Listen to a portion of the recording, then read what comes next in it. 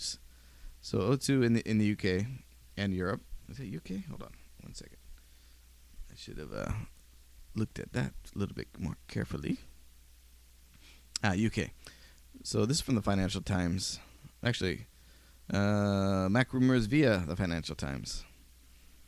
So basically, O2, with the popularity of the iPod, a lot of networks around the world are having problems, and AT&T is kind of, complaining, and really often not saying anything about it when they should be, apologizing, saying we're sorry, we're working on it.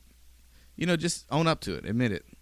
The networks can't handle it. They need to get to it. Even Apple should be helping them get to it, or just open it up to other carriers to balance the load, basically. So O2 actually apologizes to its customers, which is definitely a good thing. I mean, if you're suffering, it's because of you, and there's significant outages and calls can't be completed. Why deny it? Just say we're sorry, we're working on it as fast as we can. Customers will understand, then they'll know that you're not blowing smoke up where the sun doesn't shine, so to speak. But anyways, have a read. The link is in the show notes. But kudos to O2 for actually owning up to it. AT&T, why don't you take some notes from that article? Next story is that iWork is actually working, and the sales and the use of iWork is actually increasing significantly. So that's actually a good thing. It looks like sales are up 50% over over this time in 2008. So this article came out at the end of 2009, December 30th. Sales are up 50%. And the app actually costs $169 for a single user and $229 for a family set. I actually use it. I'm a very, very big fan of all the apps. Got them in my belt down here in my little dock. You can see them. Pages, Keynote, and Numbers. Pages rules. That's all I got to say. Pages rules. It's the easiest. I won't say easiest to use. It's the cleanest word processor I've seen out there in a while. And once I started using and messing with it, I haven't gone back to Word or even OpenOffice, which are basically clunky. Clunky, is that a good word? I guess clunky designed word processors with just too many features in it. You don't need that much to write a document. Yeah, at least I don't. Next story, looks like the name game is continuing to go on with whatever this iPod Touch XXL type thing is going to be called. So the couple names that we've heard is Isolate, and now there's another trademark term called iGuide, which could be part of a service that is offered in the Apple tablet, or it could be could be, I don't think it's the name of it. It's probably Apple just probably grabbed it just in case, and it might be they might use it, or it might be an app in it. You never know. But just lots and lots and lots of rumors going around about this tablet, this mythical tablet that Apple's offering. And the funny thing is, if they don't release it January 26th when they have their not release it, if they don't at least announce it and show it off, Apple stock is just gonna take a dive. So if you're an Apple stock owner, you've been doing pretty good over the long haul, but it's gonna be, if Apple doesn't release this tablet, it's gonna be a major drop, I think, on that day, or whenever the market's open around that time. But anyways, have a read. It's in the show notes. Next story. Apple's quarterly iPhone and overall sales estimates continue to rise.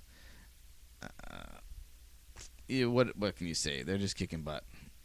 If you want to know more information, there's a link in the show notes to the Mac Rumors article, which links to a Tech Trader Daily report.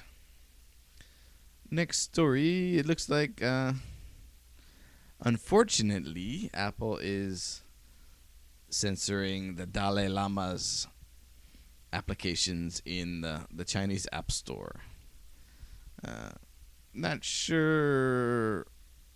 Well, to do business in China, you have to do some things. And one of these things is to not irritate the government. And the Dalai Lama, some of the things he says has irritated the Chinese government. So it's probably safer to not include it for Apple. So whether it's the right thing to do or not, that's a good question. Do you stand your ground, or do you make your way in and hope capitalism changes the Chinese government? That's a good question. I don't know what to say, really. But I would definitely have a read of this article from Tua, which is the unofficial Apple weblog. And let me know what you think. You think it's a good idea for them to do it? I'm not sure it was a good idea. I mean, what you got? One app is Dalai Lama quotes. Let's see, Dalai Lama paging, Dalai Lama. Wait, paging Dalai Lama. It's a free app, and tells you where he's currently teaching. There's at least 5 apps, it says here. So I don't know. Don't know what to say about that, but I don't think it's a good idea. But yeah, there's just some things the governments grab onto or hold onto that they really can't be budged on, and probably this is one of them. And Apple just decided not to fight that battle. But yeah, the link will be in the show notes. Let's see. Oh, this is pretty cool. The next one is iPod betting. What is that? Boring? Yeah, I know. Somebody in the show notes says boring. Thank you. Cool. Next link in the show notes is the iPod betting. And it's pretty cool. You can actually get your own pillows and pillowcases and sheets in the design of, looks like an iPod Touch. Oh, yeah, iPod Touch. So it's pretty cool. Link will be in the show notes. Next story is, let's see, next story, iPod betting. This is something that kind of comes close to home to me, is that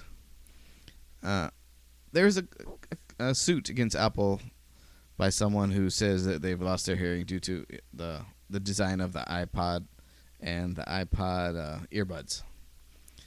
And it was, Apple wins the appeal, and it was just looks like it was dismissed. Louisiana man. But I think one thing you gotta be aware of is that you're jamming something into your ear. You have to be careful of the volume you put your iPod at. And another thing is to also be aware of the sounds from outside overpowering your earbuds, which requires you to turn the volume even higher. So, for example, if you're riding a train or public transportation, a train or a bus, or you're riding your motorcycle with your earbuds jammed in there, you have to compensate by turning up louder, which basically damages.